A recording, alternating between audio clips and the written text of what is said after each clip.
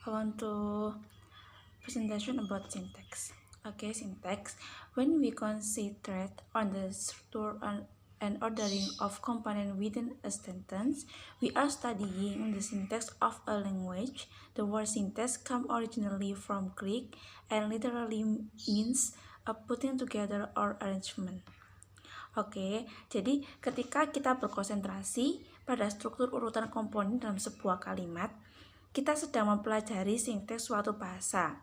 Kata sinteks tersendiri berasal dari bahasa Yunani yang berarti menempatkan bersama atau pengaturan. If we write rules for the creation of field form structure, we have to check that those rules, when applied correctly, would also lead to ill-formed structure. For example, we might say informally that in English we put a preposition near before a noun London to form a propositional phrase near London. However, if we use this as a rule of the grammar to create structure, we will end up producing phrase like near tree or with dog. This does seem to be grammatically correct, so we mark them with an asterisk. We currently need to be more careful in forming this rule. Oke. Jika kita menulis aturan untuk pembuatan struktur yang terbentuk dengan baik, kita harus memeriksa bahwa aturan tersebut ketika diterapkan secara logis tidak akan mengarah pada struktur yang terbentuk dengan baik. Misalkan, kita mungkin mengatakan secara informal bahwa dalam bahasa Inggris kita meletakkan preposisi dekat sebelum kata benda London contohnya. Untuk membentuk frase preposisi ini itu jika digabung akan menjadi dekat London. Namun, jika kita menggunakan ini sebagai aturan tata bahasa untuk membuat struktur, kita akan menghasilkan frasa seperti dekat pohon atau dekat anjing atau dekat kucing. Ini tampaknya tidak benar secara bahasa. Jadi kami menandainya dengan tanda bintang. Kita jelas perlu lebih berhati-hati dalam membentuk aturan seperti ini. Oke. Kemudian another goal of syntactic analysis, which is to have a small and finite set of rules that will be capable of producing a large and potentially infinite number of well-formed structures. This small and finite set of rules is sometimes described as a generative grammar because it can be used to generate or produce sentence structure and not just describe them. Oke.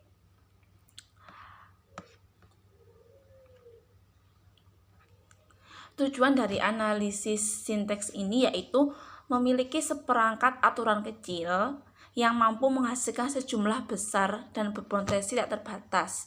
Jumlah struktur ini terbentuk dengan baik.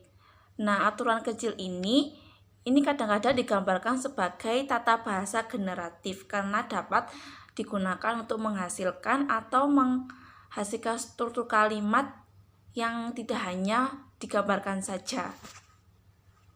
Oke, terima kasih. Assalamualaikum warahmatullahi wabarakatuh. My name is Maria Likamula, Melasin PM 1619. Okay, well, here I will explain the material about the recursion and the depth surface structures. Okay, recursion. Recursion is the process of repeating something in a similar way to oneself. For example, when two mirrors are parallel to each other, the image captured is a form of infinite recursion. This term has various meaning depending on the variety of disciplines ranging from linguistic to logic.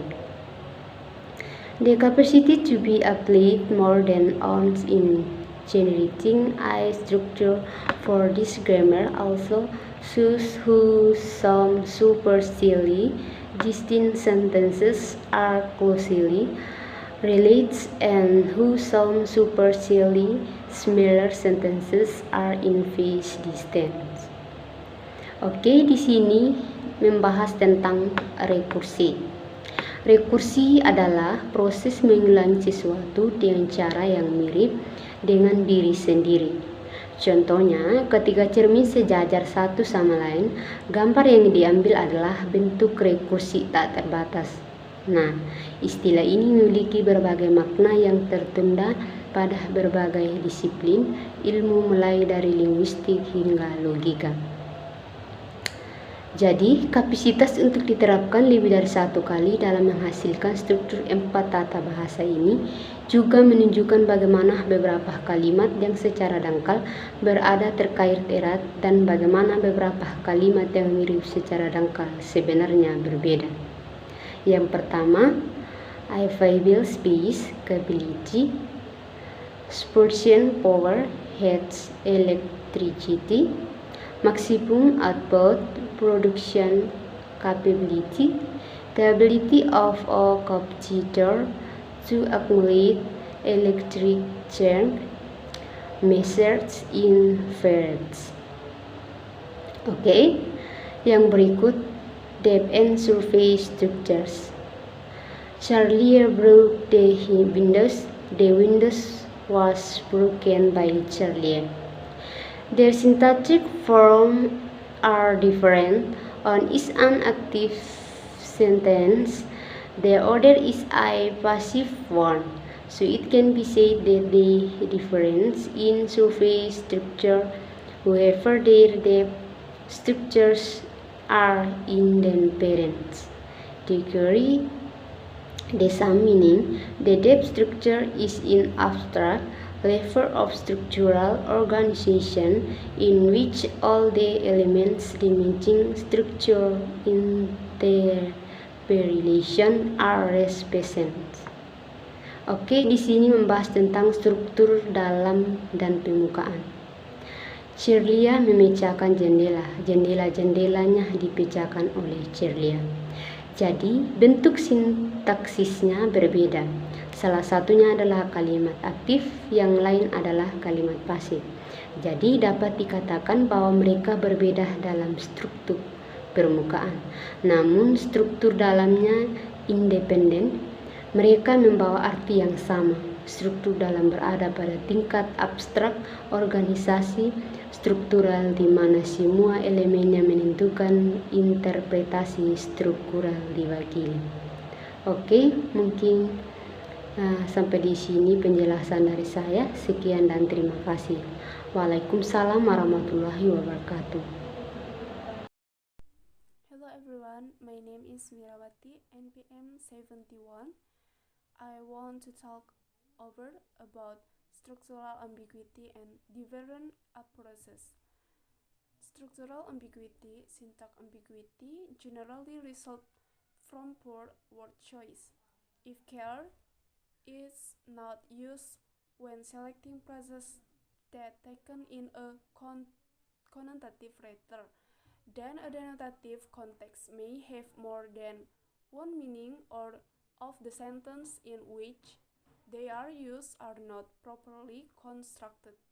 The result can often be confusing for readers or listeners. Example 1. The professor said on Monday he would give an exam. 2. The chicken is ready to eat. 3. The burglar threatened the student with the knife. 4. Visiting relatives can be boring. For different approaches set of principles, beliefs, or idea about the nature of learning. Thank you.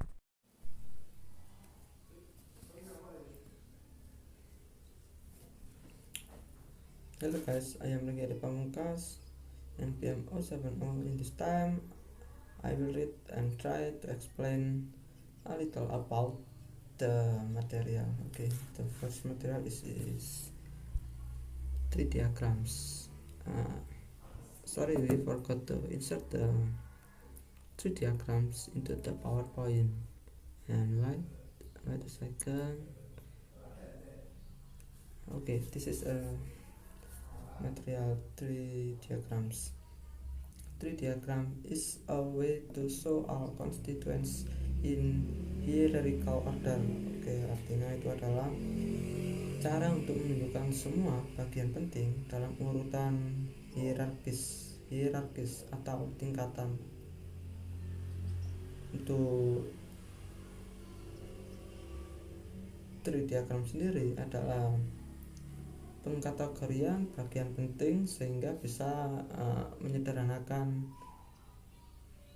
hal penting tersebut. Okay, for second material is price structure rules. We can simply treat tree diagrams as a static representation of the structure of the sentence at the bottom of the diagram. Itu artinya itu adalah kita cukup memperlakukan diagram pohon sebagai representasi statis atau perwakilan diam atau tetap dari struktur kalimat di bagian bawah diagram. Okay, this is all for me and thank you.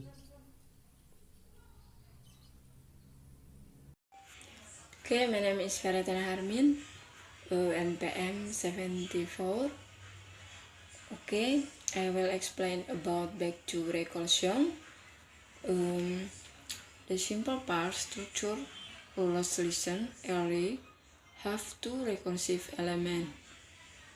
At time start to create ons, we only created a single sentence structure. We actually to be able to include sentence structure in traditional grammar dance sentence structure, where described as we know. For example, that Mary helped Georgie is a sentence. We can put this sentence inside outer sentence beginning canting. Know that Mary helped Georgie, and by tell Oshley recursive. We can put this sentence inside under sentence beginning John believed that Catholic know that Mary helped Georgie.